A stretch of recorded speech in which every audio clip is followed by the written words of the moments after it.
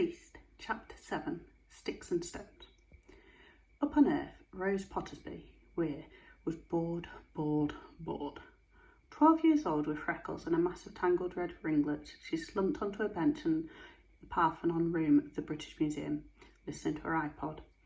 Hazel Praline, the 14-year-old pop sensation, was singing about how nobody understood her. Rose scowled in agreement, although she reminded herself it was way easier to be misunderstood when you were a famous Texan star who spent your days jetting around the world sipping fruit coolers rather than being stuck in a mouldering old museum.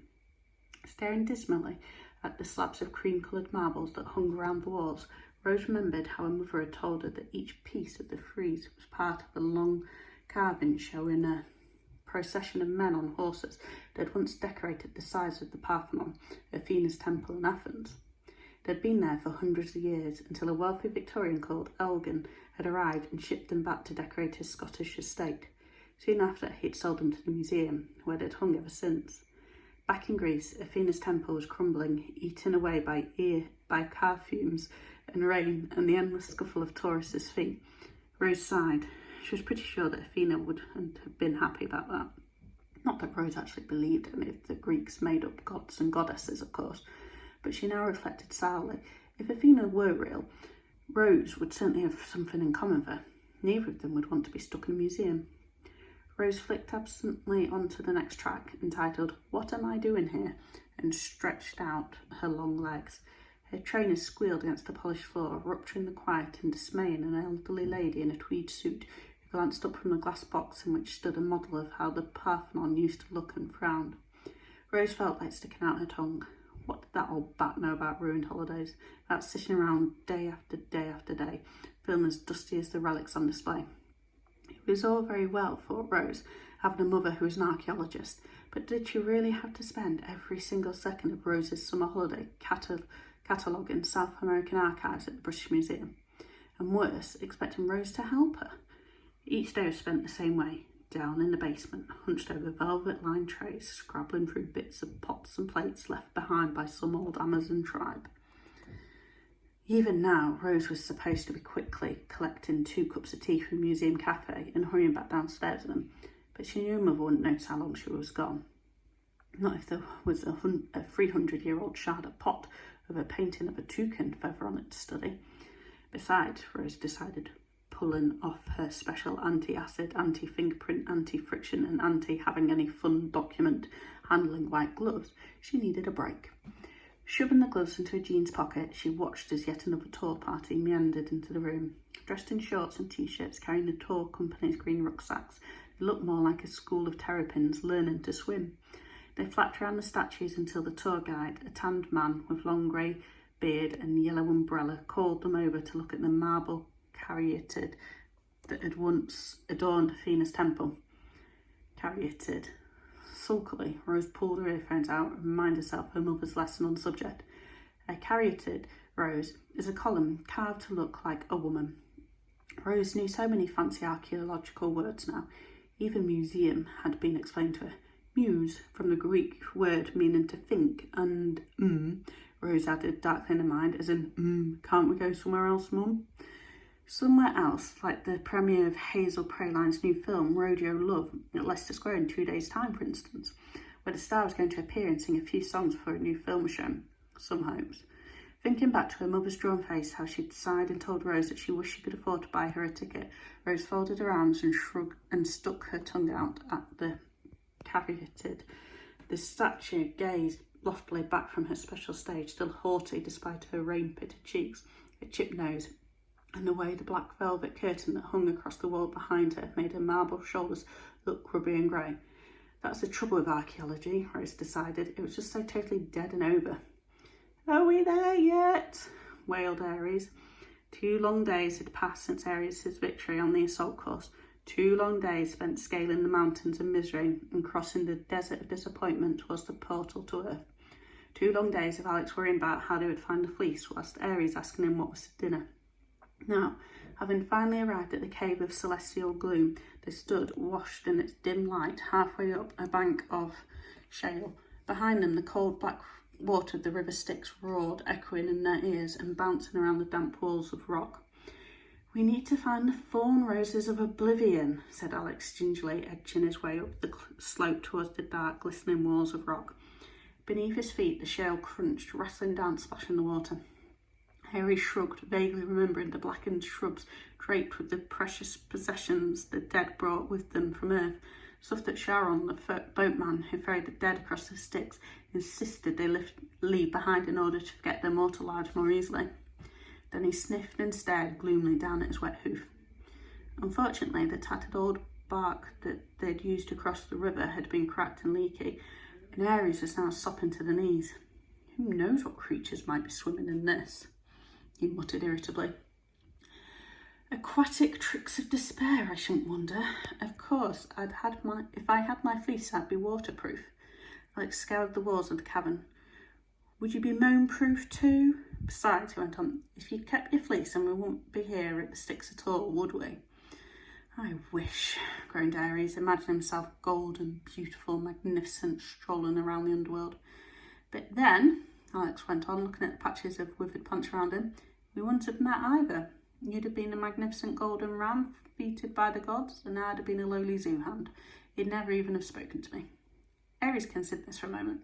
It was an odd and uncomfortable thought, and gave him a funny lump in his throat, like the time he'd eaten an overlarge stink beetle, and so he'd stopped thinking it and scrabbled after Alex up the shell. "Why don't we just ask Sharon to show us where the portal is?" He looked around the deserted riverbank. "Where is he anyway?" "He retired years ago," replied Alex, "just after the last Greek came down to the underworld. Give me the scroll, Ares, I'll have a look at the map." Ares waited for Alex to untie the scroll from around his neck and delicately unfurl the ancient paper.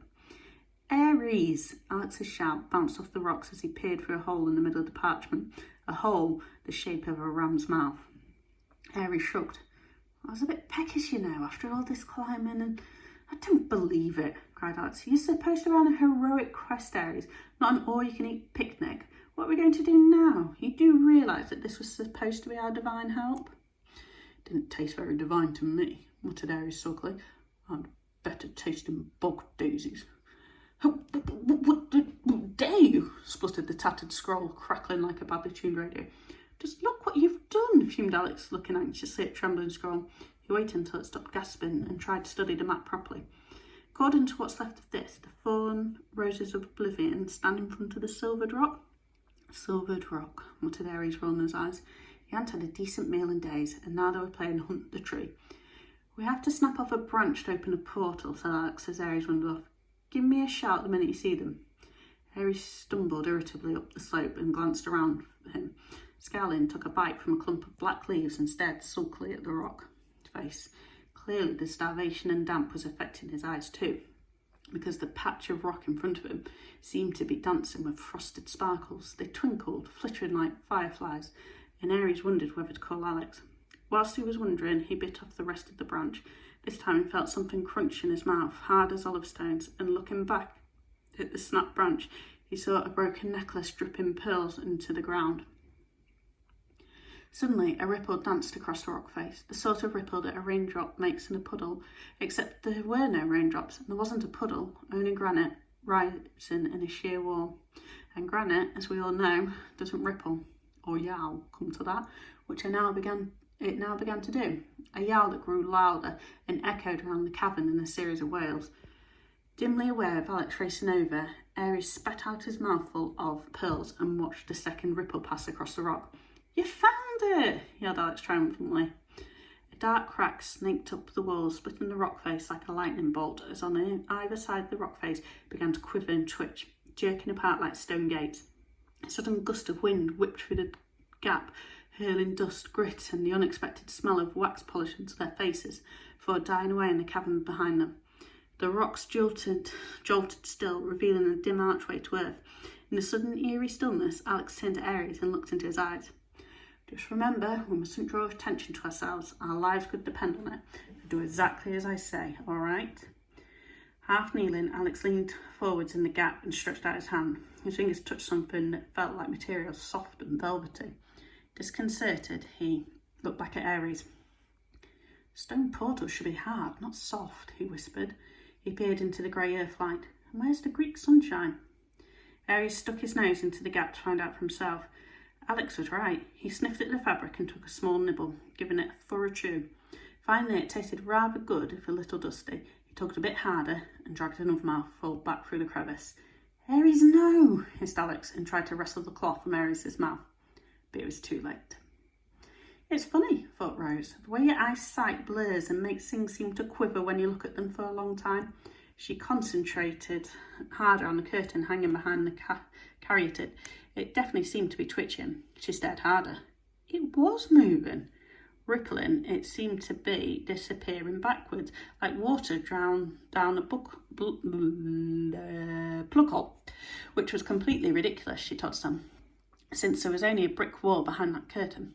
But ridiculous or not, the curtain rings were now flying off and clattering like coins onto the floor around her feet. Squealing, the tour party ran across the room and, stopping mid-sentence, the guide looked back just as the curtain was yanked completely off its pole. It thumped down onto the caryatid, covering her for a brief moment before flicking out like a matador's cape and sliding backwards, snagging around her base. "Someone!" he shouted, jabbing his umbrella in the air. "Call the guards!" Suddenly the curtain was wrenched away and the statue started to rock. For a long, breathless second, everyone froze, held rapt as she tilted forwards. The startled hush broken only by the click, click, click of the statue tipping further and further off its base. The tour guide jumped out of the way. "We need..." But his words were lost in a smash of marble as the statue tumbled forwards onto the floor and shattered into several chunks, as priceless pieces of ancient history are prone to do when they crash onto a hard floor. Rose watched, round eyes, as the caryatid's head rumbled across the floor towards her and bumped against her feet. Either side of her, astonished tourists shouted, clicked cameras and squawked into mobiles as beyond the room an alarm bell began clanging. Covering her ears, Rose looked back up at the stand. Filling the space where the caryatid had stood was a sheep, the biggest, baldest sheep she'd ever seen, and a dazed-looking boy of about her own age. Rose could hardly believe her eyes and couldn't imagine how they'd managed to clamber up there. Kicking up its back hoofs, the sheep freed itself of the curtain whilst the boy stood absolutely still, pink-faced with horror, staring at the shattered statue on the floor. Hardly surprising, thought Rose. Not only had he helped demolish a precious artefact, but he also appeared to be dressed in what looked like a pillowcase, drawn in around the middle by a wide leather belt. Just then, a guard in a grey shirt and trousers raced into the room, shouting at the tourists. Tall and thin, with a fierce black moustache and hair that stuck out beneath his cap like a scrubbing brush, Rose recognised Eric because, as she would have pointed out, he didn't spend her entire life in a museum without getting to know everyone who worked there. He sprinted across the floor, scrabbled up onto the empty stand and threw his arms around the boy's chest. "Gotcha!" he shouted, pinning the struggling boy to the spot. "Damaging the property of this here museum is a chargeable offence." The boy twisted and squirmed, his bare feet slipping over the smooth plinth as Eric pulled him onto the floor. Bleating wildly, the sheep leaped down, just as Ron, a second guard, chubby and breathless, lumbered into the room and rolled back his shirt sleeves. Fingers twitching, he pursued the sheep through a party of Japanese schoolgirls before chasing it into a cluster of old ladies. There was a whumping sound as copious handbags thumped the sheep before it reappeared wearing a straw hat trimmed with yellow roses over its horns. Now, blinded by the hat, it skidded into a pushchair, sending the teddy bear into the air. Two tiny pink fists waved furiously from under the canopy. Looking desperate, the sheep tossed the hat away and galloped past Rose. For a second, she caught the look in its eyes, wild, angry, and something else. Intelligent? Rose blinked the weird thought away, and yet she felt certain there was something different about the animal, quite apart from its size and baldness and that sparkle of gold across its brow. Finally, the sheep gasped to a standstill, and Ron, sensing his chance, seized a wooden chair that stood against the wall and walked towards it, branching the chair in front of him like a lion tamer. In response, the ram lifted its shoulders and lowered its head, snorted through flapping black nostrils. "Aries, no." The tourist's head swung around like spectators at tennis match as the boy shouted, straining against Eric's hold. "Don't do it!" Rose stared at the boy and then at the sheep. "Aries?" To her amazement, the sheep relaxed, lowered its shoulders and looked towards the boy. Behaving more like a dog than a sheep, thought Rose. Stranger still, as if it understands what the boy says. And she reminded herself was completely crazy. Ron set down the chair. "That's better."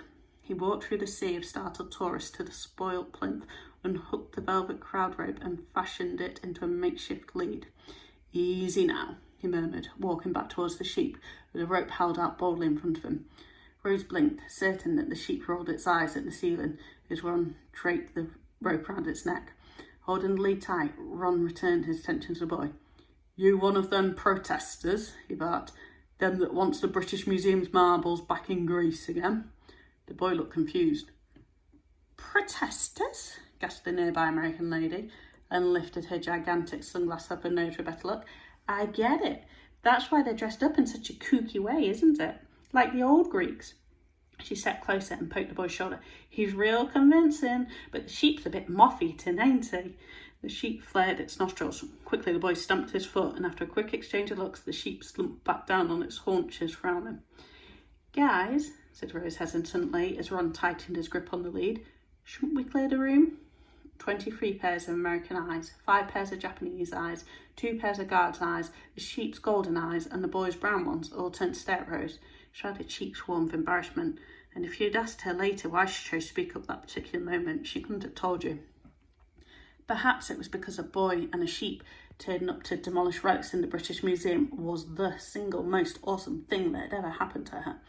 After all, not even Hazel Praline had her glamorous days interrupted by livestock. Or perhaps it was just because they really looked like needed some help. "I mean," she went on, "it'd be safer, wouldn't it?" Eric took one hand from the boy and mopped his brow with a handkerchief. "She's right, Ron." He cleared his throat and turned to the crowd. "Ladies and gentlemen, if we might have your cooperation, please." A moment later, Rose stood holding the sheep's rope as Ron and Eric ushered the tourists out through the double doors. Aware that the sheep was staring at her and tilting its muzzle from side to side to get a proper look, she turned to face him, whereupon he slapped his lips together and concentrated on the ceiling instead. A couple of minutes later, the guards had bolted the doors and walked back across the empty halls. 40 years, muttered Eric. 40 years I've looked after that statue lady, never allowed so much as a lollipop to touch her, and now look. "It's not that bad," said the boy. "After all, she'd already lost both her arms." Eric and Ron stared open-mouthed. "And," the boy continued, "her stone's grey. She used to be pure white." "Comedian as well as vandal, aren't we?" said Ron, his face darkening to a shade of plum. "We'll see how funny you find it when the police arrive." "Police?" said Rose. "Of course," said Ron. "This here is criminal damage." Rose thought quickly. "But the police won't arrest a sheep, will they?" "No," Ron muttered coldly. "They'll bring along," and here he made a cutting gesture across his neck with his finger, "special services." Aries, who wasn't much into sign language at the best of times, particularly those from modern Englishmen, had no trouble deciphering this one. Rose heard a noisy gulp from the other end of the lead. "That'd be awful," said Rose. "Hardly," said Eric, reaching for his mobile phone and looking around him. "This is what's awful. One of the museum's most important finds ruined, and me with only 3 weeks to go till retirement. Where will me invite to the Queen's Garden party be now?" "Hold on," said Rose. "I've got a better idea. Why don't I have a word with my mum? Really, she's bound to know someone who could fix the statue." She looked at the shattered mess on the floor. "You know, someone who's good with glue." The guards looked at her, their interest piqued. Everyone knew how dedicated Rose's mother was, and the hours she spent working on the museum's artefacts, and slowly their faces brightened. She was as organised as a phone directory, of course. She'd simply make a list of who to ask and text and phone until everything was perfect again. "And," Rose added, "I bet she could fix things before the museum director comes back from holiday at the end of the week." Ron's face began to relax. Rubbing his chin thoughtfully, he looked at the broken statue. "Well, all right," he said finally, "but what about these two?" Rose felt the boy's gaze. "I certainly don't think we should involve the police," she said. "The publicity would affect badly on security." "Quite," said Eric, looking down at his shoes. "Anyway, Mum could sort them out too. Phone the right people, make sure the insurance was sorted without any fuss."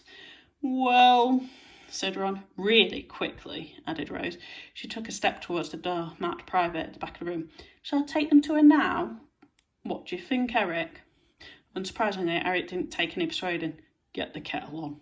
A few moments later, when the guards had left, locking the doors behind them and pausing to take one last glance through the glass before heading to their staff room, Rose tightened her grip on the rope and looked at the boy. "Right," she said, sounding much braver than she felt. "My name's Rose. Who on earth are you?"